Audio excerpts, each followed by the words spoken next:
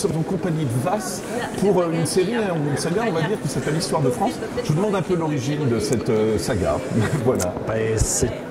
J'ai fait des projets BD, j'avais envoyé à plusieurs éditeurs et là on m'a proposé, je veux dire, d'illustrer les tomes de l'Histoire de France. Donc voilà, j'ai fait le tome 6, le 7 et le 8. Comment on travaille ça? Parce que du coup, c'est du boulot, quoi. Il vous faut déjà le scénario. On sait que là, si vous vous plantez, on va vous dire non, c'est pas comme ça que ça s'est passé. Et pour l'illustration, c'est la même chose, j'imagine. Tout à fait. Là, on travaille avec des historiens qui fournissent une partie de la documentation. Bon, il y a une grande partie où je fais des recherches moi-même, mais c'est vrai qu'on ne fait pas n'importe quoi. Voilà.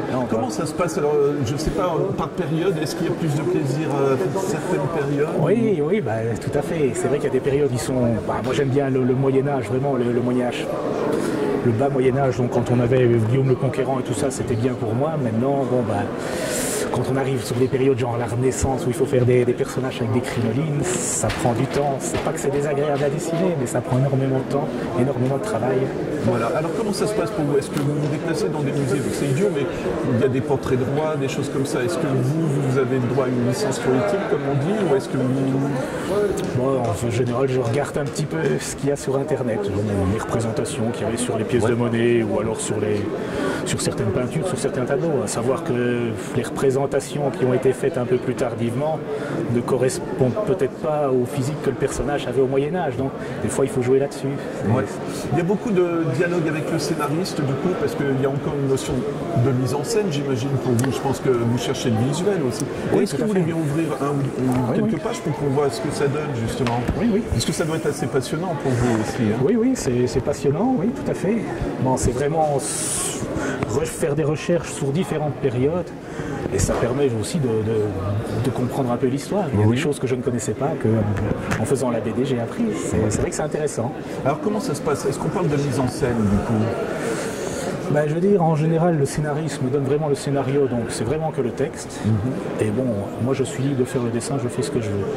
D'accord, c'est génial ça pour vous aussi. À savoir, après, une fois, ça repasse via les historiens qui me disent, finalement j'aurais préféré ça, et j'ai fait les modifications en fonction. Voilà. Est-ce qu'il y a je vous ai demandé pour l'histoire, d'accord, mais des scènes d'action, c'est plus intéressant pour vous? Des scènes de dialogue, il y a des scènes de repas aussi, ça peut être sympa. Il y a tout, je fais en général, c'est assez complet, donc je veux dire, il y a des scènes d'action, il y a des scènes de dialogue, des fois c'est un peu plus calme.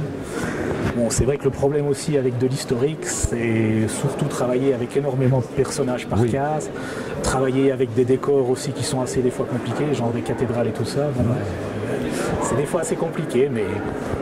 Est-ce que c'est une notion d'esthétique pour vous aussi Enfin, je sais pas, il y a le réalisme, mais il y a aussi le plaisir de créer, quoi. Ouais. Oui, là, c'est vrai que c'est le problème aussi avec de l'historique, c'est qu'on est quand même assez bridé, quoi. On ne fait pas ce qu'on veut. Mais là, par exemple, actuellement, je travaille avec M. Jakubowski, l'organisateur du festival. Là, je travaille sur une adaptation de Jules Verne, et là, je suis un peu plus libre, quoi. Donc, des fois, ça permet aussi de changer vraiment de catégorie, de faire quelque chose, pour se relaxer un petit peu, quoi. Parce que c'est vrai que 3 tomes de l'Histoire de France, c'était dur quand même. Et est-ce que vous aviez un temps limite? Parce qu'on parle de ça aussi. Et du coup, je ne sais pas si vous aviez les 3 scénarios, mais est-ce qu'à un moment vous dites, le Moyen-Âge, j'en ai marre, je vais attaquer la Renaissance ou je ne sais pas, mais voilà, comment ça se passe pour vous? Non, là on suivait vraiment, je veux dire, ça suivait vraiment par ordre chronologique. Donc, on me disait, t'as un an pour faire un album sur telle ou telle période, après je refais un deuxième album, j'avais un an, c'est chaque fois comme ça. Voilà. Beaucoup d'heures de travail. Comment ça se passe si on rentre dans la boutique, la cuisine d'un dessinateur? Pour de l'historique, énormément d'heures de travail. Ouais. Je veux dire, des fois, il y a certaines planches où je mettais une trentaine d'heures ou des fois plus. Des fois, c'est travailler jusqu'à 2h du matin. Non, c'est énormément de boulot. Mais le graphisme, est-ce qu'il varie d'un tome à un autre ou pas du tout? Disons que là, pour l'Histoire de France, j'essaie de rester sur un graphisme qui soit le même.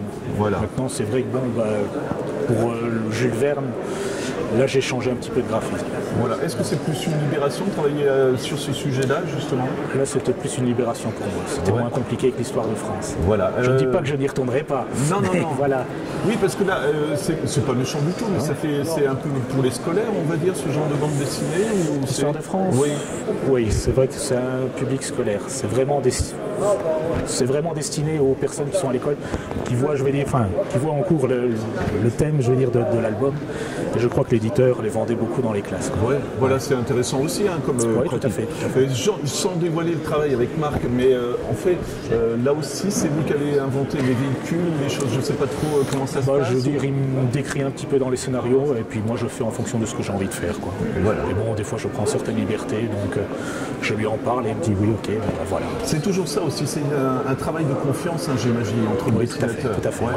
Voilà. Du coup, le personnage, quand vous allez le créer, le personnage principal, il vous le décrit lui ou c'est lui disons qu'il me fait une brève description et en fonction de ça, moi je le fais aussi à ma sauce, je vais dire, pour avoir quelque chose qui ressemble à ce qu'il me demande, tout en étant, je veux dire, tout en ayant ma patte, quoi. Voilà, ma dernière question, on pourra la découvrir quand alors cette BD j'espère l'année prochaine. Je ne saurais pas vous dire de date, mais l'année prochaine, sûr, je pense.